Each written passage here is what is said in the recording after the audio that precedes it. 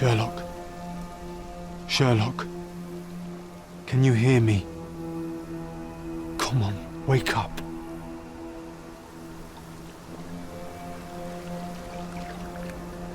Get off me. Sherry, You knew, and more than that, you hid it from me. you couldn't bear the truth, Sherlock, so I shouldered it for you. I took your pain, your horror. I killed my own mother, John. It is unforgivable. It was an accident, Sherlock. She was mad, abusive. You were a child, simply trying to help. How could she? You were a lie, John. A fiction. A crutch. No, I was a friend. Sherlock, please. Sherlock, What? are you okay? I don't know. I told you not to come, Sherlock. Where is he? Who? Your friend, John. He's beside you. Was all this worth it? Is he worth it? Why is he here? I think, in his own way, he was trying to protect me. From a truth I couldn't bear. But now I must face it. There is only one thing to be done. What are you talking about?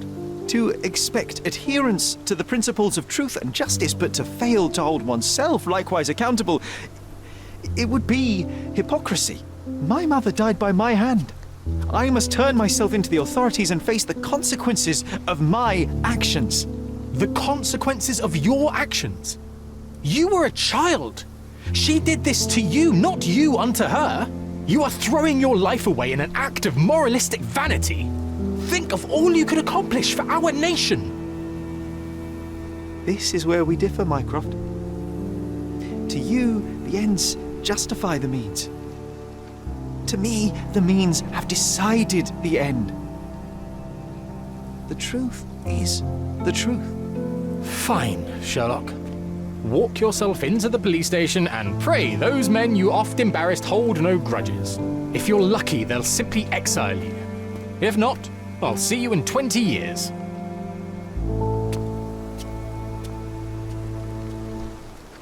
Are you going to berate me too? Try and talk me out of it?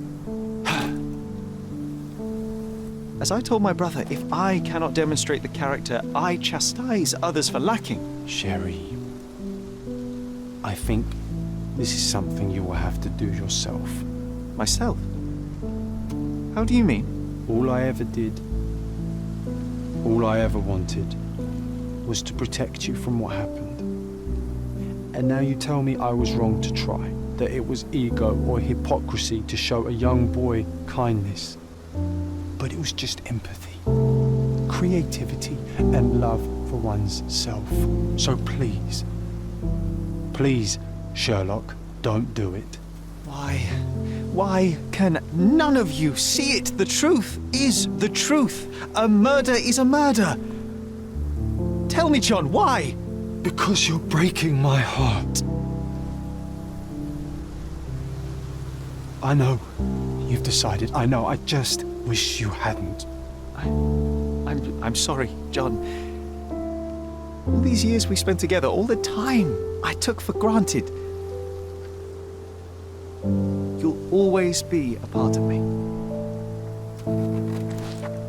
No, Sherry. That's the point. I don't think I will.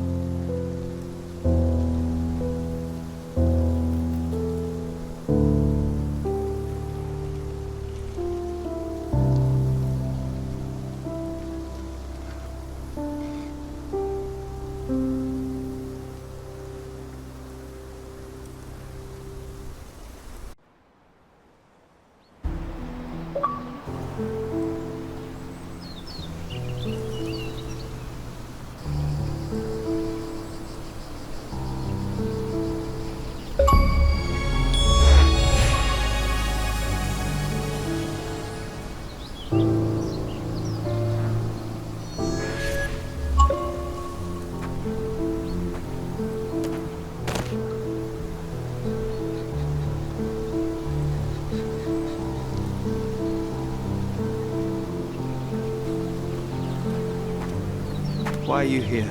Closure, I suppose. And to help a friend. You and I are not friends. In a race between the thawing of the ice caps and our friendship, I would buy a boat. Ha! Is that right? I can see it now. I know what you did. What did I do? You needled me. From the moment we met, you were searching for weakness. You pushed me to pursue the truth about my mother. You questioned everything I did, everything I believed, to break me. To blur truth and fiction, reality, morality. A saboteur in silk. Was it vengeance for her? Or do you prefer Klaus? Excuse me? You are Klaus Richter, Otto's younger brother. Do you hold me responsible for his end? Ha! There was no love lost between me and my brother. I am sure you can relate. Otto was merely the gravity that pulled me into your orbit. Or you into mine. Once I met you, I could not keep away. Why? What reason do you have for all this? To help you. You're lying. To show you that you were wrong. More lies. I know you now, Werner. Try again. To see what had happened. Or is that yet another untruth? Does it matter? Take your pick. Who cares? You're my masterpiece. I turned Sisyphus into Ozymandias. You could not see the futility of your quest until I helped you to let go of the rock. And now, nothing beside remains. I remain. Despite you and to spite you. It is a matter of will and power now. Will you overcome this, or shall you decay? Oh, on that note, I brought you something. I want nothing more from you. When one wants for nothing, Sherlock, the best thing to get them is something personal. So, here you are. Now, please excuse me, but the gallery calls. I'm already conceiving my next project.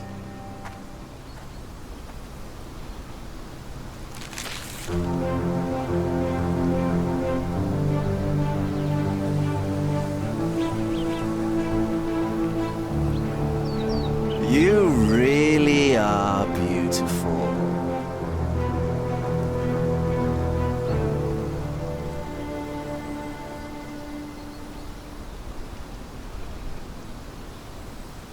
I was prepared to take responsibility for my actions, but again my brother conspired against me. A little diplomatic pressure and the trial was dismissed. Instead, I was exiled from Cordona. Freedom never tasted so bitter. Another perversion of justice at Mycroft's hand.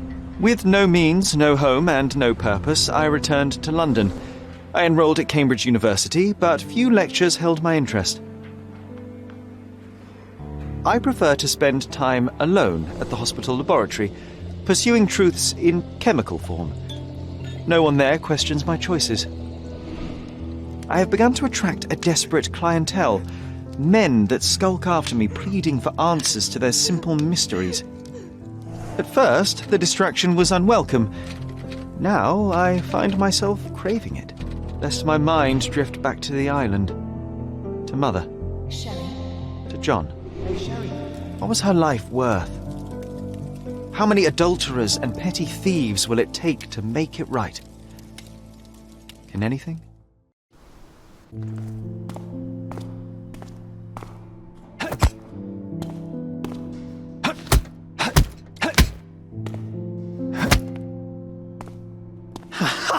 I found it! I found it! I found it! And what is that?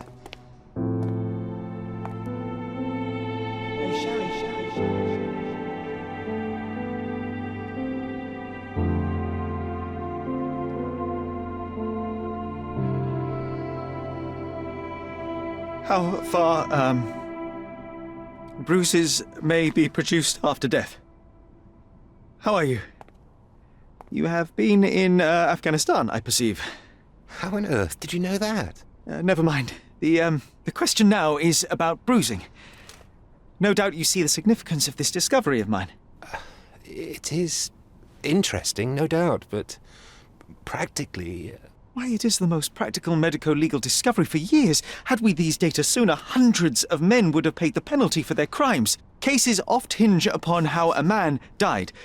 Now, we can know which wounds he suffered alive, which occurred post-mortem, and what instrument was responsible. And ergo, one will soon be able to calculate with utmost precision when and where death occurred, sparing the innocent and damning the guilty. Well, then you are to be congratulated. Indeed. But, you came here on business. Correct again. I am looking for someone with whom to take diggings, and heard you were complaining that you could get no one to go halves with you. I have my eye on a suite in Baker Street, which would suit us down to the ground. You don't mind the smell of strong tobacco, I hope? I smoke ships myself. That's good enough. I get in the dumps at times, and don't open my mouth for days on end. Just let me alone, and I'll soon be right. What have you to confess now? It's best for two fellows to know what bruises each other carries before they begin to live together. My last companion and I... Well, I object to rows because my nerves are shaken, and I get up at all sorts of ungodly hours, and I am extremely lazy. I have another set of vices when I'm well, but those are the principal ones at present. Do you include violin playing in your category for rout? It depends on the player. A well-played violin is a treat for the gods. A badly played one. Oh, no, that's all right. I think we may consider the thing as settled. Oh, forgive my manners. My attention wavers. Sherlock Holmes. Dr. John Watson. John.